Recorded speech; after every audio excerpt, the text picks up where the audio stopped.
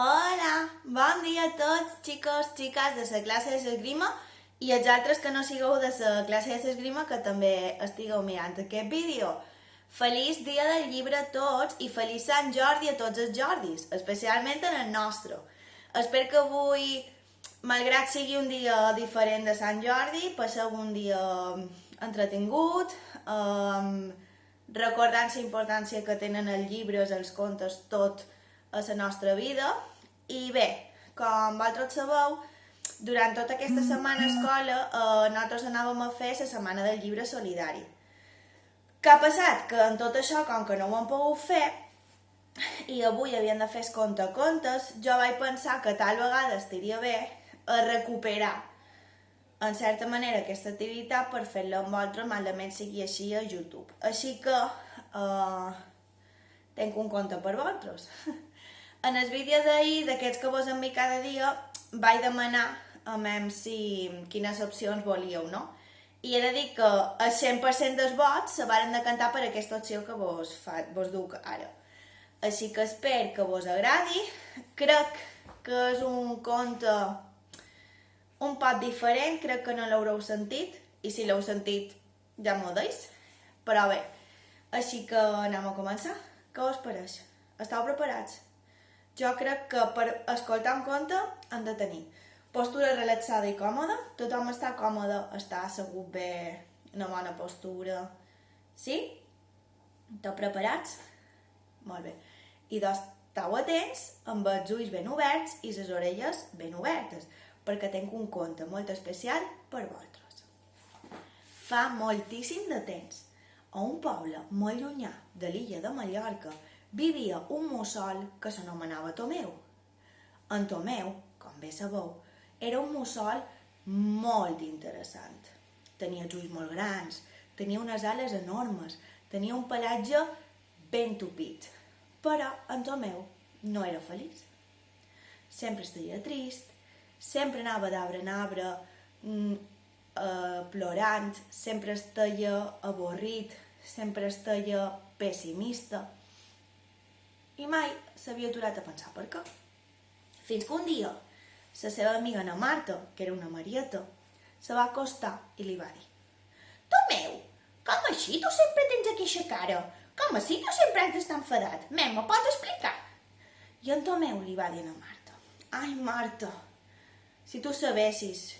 I li va dir a Marta: Conta-m'ho, perquè si tu no m'ho contes, jo no ho podré saber. Llavors en Tomeu li va començar a contar a Marta perquè estaria trist. Ai, Marta, Marta, mira aquests ulls tan grans que tinc. Pareix que se desorbiten, semblen boba esponja. No puc anar amb aquests ulls pel món. I mira, Marta, mira aquestes ales tan grans.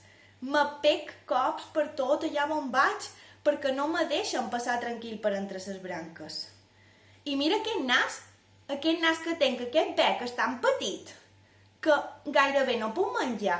Quan me duen una hamburguesa o quan me duen unes croquetes, les he de menjar molt a poc. I mira'm el cul, tinc el forat del cul que me sembla un donut. Ah, i per no xerrar del pèl, mira aquest pèl tan tupit. Me costa moltíssim pentinar-me. Les perruqueres sempre me diuen que no me poden fer res. I na Marta, que era una marieta, com vos he dit abans, li va dir: Ai, Tomeu, tu sempre t'has de queixar. Mira'm jo, que som tan petita i no tinc cap queixa. I tu, que ets un au que pot volar i que ets tan gran, sempre t'has de queixar. Jo no ho entenc. I en Tomeu li va dir: Estic pensant en anar visitant el Déu, qui tot ho pot, perquè me faci 4 retocs estètics. A menys si així me canvia la meva aparença i puc ser més feliç. I na Marta, que va sentir aquest comentari d'en Tomeu, que no li va agradar gens, li va dir a en Tomeu: Ai, Tomeu, jo crec que tu estàs molt equivocat. És que tu penses que perquè te canvien el teu físic seràs més feliç? I en Tomeu li va dir: Clar que sí, si jo sempre estic trist, perquè tinc uns ulls molt grans, tinc un pèl tupit, les ales són massa llargues i no m'agrada com som, si me canvi el meu físic, m'agradaré. I seré feliç, tots els animals me veuran bé, no hauré de sortir de més els vespres i tindré una vida plena i meravellosa. Na Marta, la marieta, se va quedar pensant. I li va dir a en Tomeu: I de mira, Tomeu, jo ara te contaré una llegenda de les abelles de fa moltíssim d'anys de l'illa de Mallorca. A menys si aprens quina és la lliçó que te dona aquesta història. Així que na Marta va decidir anar a cercar la llegenda de les abelles per contar-li a en Tomeu. La llegenda de les abelles conta que fa mils i mils i mils de milions d'anys, quan les abelles vivien tranquil·les, varen anar a veure en el déu qui tot ho pot, perquè les abelles feien un nèctar daurat, feien un nèctar dolç, feien un nèctar que es teia boníssim i que tots els altres animals volien agafar. Aquest nèctar, com vosaltres sabeu, s'anomena la mel. Les abelles, per tal de protegir la mel que feien, varen anar a veure en el déu qui tot ho pot. I qui tot ho pot les va rebre. Les abelles li varen dir: qui tot ho pot, necessitem la teva ajuda. Necessitem que ens ajudis, perquè volem protegir la nostra mel.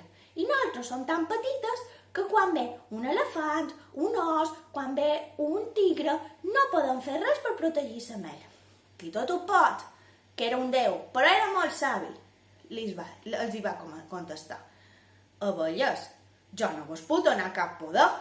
Vosaltres feis aquest nèctar també per alimentar els altres animals. Heu de ser generoses, heu de ser generoses i compartir-lo.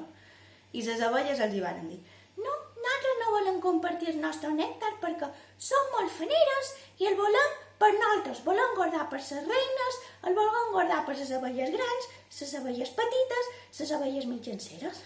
Qui tot ho pot, que no li agradava gens que la gent fos egoista, que els animals no se mostrassin cooperatius, que els animals no se mostrassin bones persones, en aquest cas bons animals, se va enfadar molt. I els hi va dir a les abelles: jo no estic d'acord amb això que m'estàu dient, però si m'heu vengut a demanar un favor, jo tenc poder per donar-vos aquesta protecció que me demaneu. Ara bé, tot té un preu.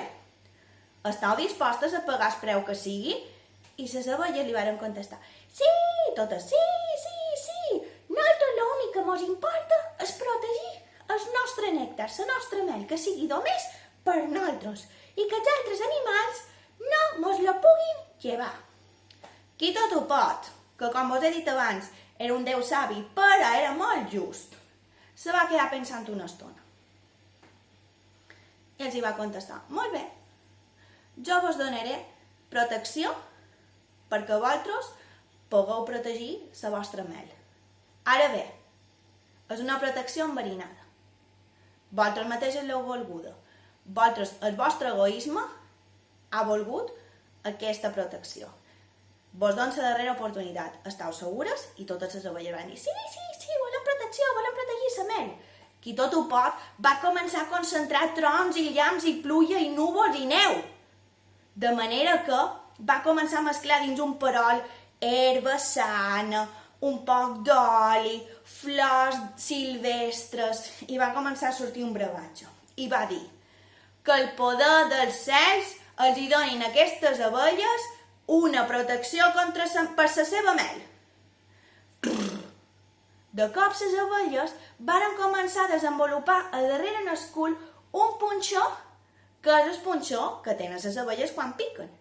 I els hi va dir qui tot ho pot a les abelles: ara ja teniu protecció per la vostra mel. I totes van començar a dir ben contentes: protegirem la mel serà per nosaltres, només per nosaltres, titu. Qui tot ho pot, ben enfadat, els hi va dir: no, vos he dit que l'egoisme, el no cooperar i el no ser bones amigues amb la resta d'animals té el seu preu a pagar. Així que sí, ara teniu un punxó en el cul per defensar la vostra mel.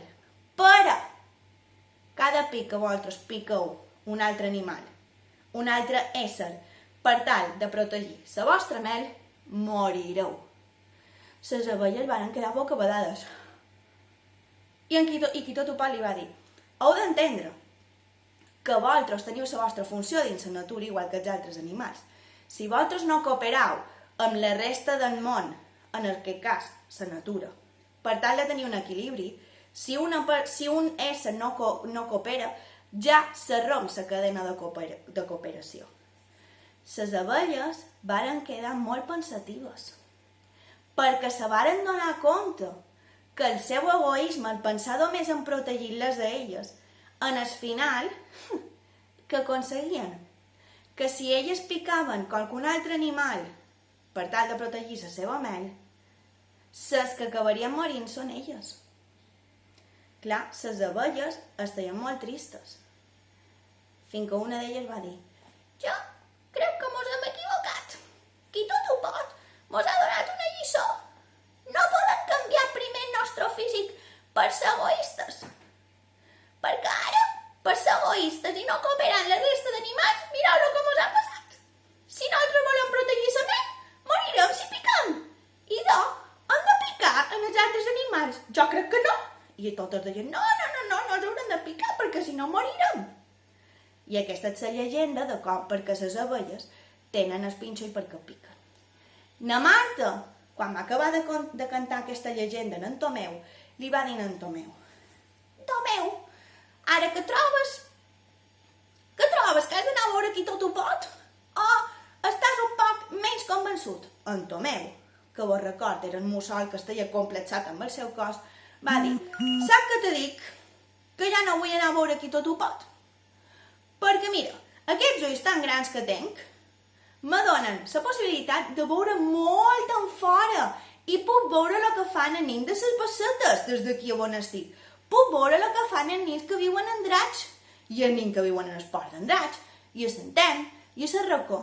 I aquestes ales tan grans me permeten volar per anar allà on vulgui. Puc anar al Puig Major, puc anar en el Camp de Mar, puc anar a les roques de Cal Llamp, puc anar també en el Massanella, puc anar a moltes bandes amb aquestes ales. I aquest pèl tan tupit que la perruquera no me pot pentinar me dona calor en l'hivern i en l'estiu me protegeix de tenir molta calor. Així que, Marta, te dono les gràcies perquè m'has fet veure, primer, que si som egoistes i només pensam en nosaltres, no arribam enlloc, i segon, que mos hem d'estimar així com som. Així que, xicos i xiques, aquest conte s'ha acabat, i si no és mentida, serà veritat, i espero que vos hagi agradat. Recordeu, sou guapos i sou guapes així com sou. I recordeu també que entre tots hem de cooperar sempre perquè vivim en un món, en societat. Si tots caminam alhora, super. Si un no vol caminar sola, serrons la roda. Així que, ja ho sabeu. Guapíssims i guapíssimes així com sou. Més alts, més baixos, més prims, més gorditos, amb els cabells més llargs, amb els cabells rossos, com sigui. D'acord? I la importància d'ajudar-nos, cooperar i ser, sobretot, bones persones. Feliç dia del llibre, feliç Sant Jordi, vos estim molt i vos enyor moltíssim. Adeu!